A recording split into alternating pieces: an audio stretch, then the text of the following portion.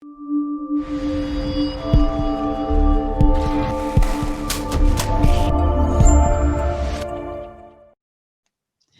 to another interview in our FM Expert series. Today I'm joined by Neil Longley. Hi, Neil. Hi, how are you? Yeah, I'm really good, thanks. Good to see you. Neil is a facilities management consultant and founding director at Opale Management Services. And Neil, I think this is going to be a very timely discussion because we're going to have a session around COVID, particularly about stopping and thinking around COVID and how we can be proactive and think proactively, which I know is something you've done a huge amount of work on. So I'm going to hand over to you. Thank you. Okie dokie. Well, I guess first of all, I should say I'd love to Stop and Think was my wonderful idea. To actually, it's two organisations that got together. We formed this thing called Stop and Think, bit of a think tank for COVID back in March. And since that time, we've been looking to, present thinking back out to the marketplace, do a bit of research, but share that openly. And that's what we've been doing through social media and webinars and so on. And I guess it is timely because actually, when we first started Stop and Think, we came up with this three-phased process that we thought, oh, well, this is going to happen in three phases. Phase one was reaction. Yeah. And that was where our colleagues in the FM marketplace were being battered and bruised by all of these different immediate issues, like close the building, do this, do that, do the other. And there was no time to think. It was just, my God, I've got to, every day was a new adventure. And that occurred for probably 2 or 3 weeks. Then we started to advocate, Stop and Think, that is, that you had to stop spending money because the reality was that we're going to be in this state for some time. So don't spend what you don't have to. Turn the tap off as quickly and as fully as was feasible. Yeah. And then the third phase would be the recover phase. And we were anticipating the recovery phase to be about 10 weeks ago. And that was at the point where we called it the economic crossover, where, health turned to wealth in terms of focus. We got to the point where, hey, we can't afford to keep doing what we're doing. So we have to start re-energizing the economy. Well, unfortunately, that hasn't happened. We're in the COVID jigger. We're going backwards and forwards between, recover, back to stop, back to react. It's a bit of an issue. Yeah. But there are some principles that I think the think tank, Stop and Think, have come up with that are worth sharing. Okay. Brilliant. And the first one is that as FM professionals, it's our job to proactively predict where we need to be now in 6 months' time, given what Mr. Johnson has been talking about this morning, and to create levels of certainty for planning purposes for that 6 months. So we've got to be proactive. We can't sit there and wait for everyone out there to tell us what to do. We've got to be telling the business what we can do. So the first thing to register, I think, is that looking at the employment statistics, looking at the financial revenue positions and the downturn in the economy, we believe that FM operations in 6 months' time, if not today, should now be looking to or have achieved a reduction of 30% in what they have historically been spending. So I guess the message is, guys, plan to spend 30% less than you used to. Across the board? Well, across FM services, and we'll talk a little bit, I hope, about space segmentation, because welfare is a big impact on that. And of course, you've got the challenge of, are you actually going to have the resources? So it's 30% less in cost terms, but 30% less in resources. So we now need to look at techniques, methods of delivering facilities that are dynamic, that are new, that are exciting, that help people, our occupants, our consumers, feel comfortable in space, either at home or at work. But it's 30% less in cost than it used to be. Excellent challenge, but that's where we should be focusing our attention on. So there's a price message. Now, I mentioned briefly welfare space. We believe, having done this research, that space segmentation is crucial, and this is where we're aggressively batching the space we have, including working from home and home working. We create a distinction between those two. Well, what's the distinction? Well, home working is where your home has a built environment within it, with the infrastructure, the technology platforms, to be able to operate 24/7 from your own space. Okay. Working from home is opportunistic. You know, it's a Friday afternoon, it's a Wednesday afternoon, it's the dining room table, laptop, and your mobile phone. Yeah. There's nothing wrong with that space. The issue is, of course, productivity. At what point does working from a dining room table not work? Yeah. And I think there's a lot of people loved it for the first week. Yeah.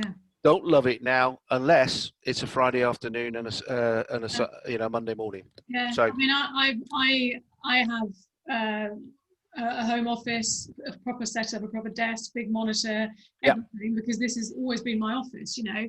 But I've taught courses with delegates who are doing an exam, an IOSH health and safety exam, for example, sitting on their bed.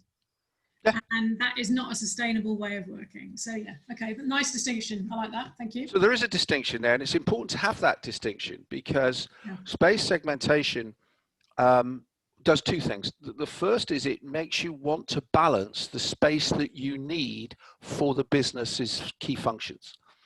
And that will drive a reduction in how much square meterage you need to occupy. Yeah. You also need to understand that you know, home working or working from home have infrastructural and support requirements that FM have to be mature enough to own and understand. Yeah. And we mentioned welfare space. You know, there are a huge number of restaurant facilities and so on, which we would class within segmentational terms as welfare space. Yeah. Yeah. Guess what? We're not cooking anymore. We're not doing catering anymore. You get a sandwich, it's grab and go, and that's it. You know, so, and part of that is, you know, social gatherings or whatever rules, but also the fact that financially it is just not viable, you know, to do this. Now, most offices, and I was told, you know, not so long back, and I don't know how true it is, but 80% of our office space is inside the M25. And actually, the level of occupancy that we can naturally hit is about 40%. And that is on buildings that are only 5 floors high. And this is in COVID times, you mean? Yeah, in COVID times. So a lot of this welfare space is no longer required. So the idea is you aggressively look at that, you balance it, and then you turn around and say, lights out mode, wherever I don't need it, boom, turn it off, to reduce your overall costs. Now, the other key thing which we have time to focus on is improving the capabilities of FM so that we are more robustly able to manage a very unpredictable future. And we borrowed some thinking from capability maturity modeling index integration, which is a well-known manufacturing process. It's called CMMI. I was going to say that's a bit of a mouthful, isn't it? It is, isn't it? You know, but it's well known in manufacturing, and the concept is that, you know, you look at your processes and you test them for maturity. How robust are the capabilities that you have? Mm-hmm. And now is the time. It doesn't mean to say you increase your headcount. It means you increase the capabilities within your structure, because the one thing that we do know is that we will be, you know, rowing across the Atlantic, and it's going to be a stormy sea. It's going to be like this all the way for the next 6+ months. Yeah. So what are we looking at in FM in terms of capabilities? What are you thinking of here? Well, the way we have viewed it is that, you know, things such as a client relationship management process is a capability, and that is where you control demand and you influence, you know, the business. Therefore, you have to improve the maturity of that if you are going to increase and improve your control over what is happening within the real estate. So you're not reacting to it, you're proactively. And that's an example of what we mean. there's examples where I think, you know, you have to increase the capability perhaps by service line. So if you take something like cleaning, and I'm not saying this is right, by the way, but, you know, I used to call it Gatwick cleaning. The principle, so I guess one of the points is there's never a new idea, it's just a regurgitation of something that's already happened. But the way they used to clean aircraft before it all became self-clean, that the cleaning organization knew when an aircraft was coming in, it knew when it was going to land, it knew when which place it was, you know, which stand it was going to be put on, and it could deploy a dynamic team dependent upon which aircraft landed at what time and in what space. It wasn't planned, it wasn't daily routine, it was a dynamic reaction. Yeah.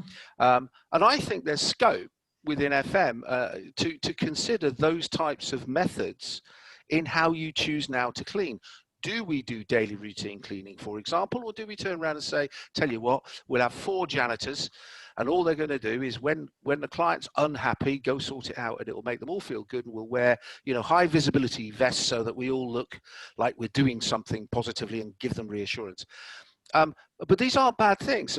We should be thinking about this, and the only way you start thinking about it is if you start improving the maturity and the capability, and that enables you to start thinking about it. And I think if ever there were a time to throw everything up in the air and try something different within reason, this is the time, isn't it? So yes. Be brave. Yes. Yeah. Be brave. I think be brave and be proactive. Let's not be done to. Yeah. Let's start, you know, proactively coming up with really sensible things. You know, as a stop and think, come up with the concept of controlled resumption of service. Turn the tap on slowly. Yeah. Don't turn it all back on again.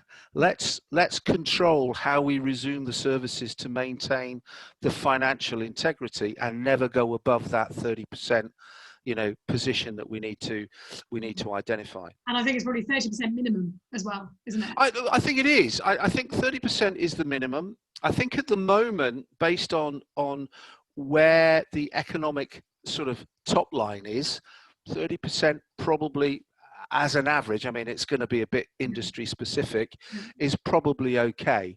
But, you know, it's a big issue. And of course, you know, of the 9-point-something million people that are on furlough, a big chunk of those are those that have operated within the FM world, which I guess brings me on to the last point. Okay. There are many, but I know we have a timeline. This is about contractor supply chain management.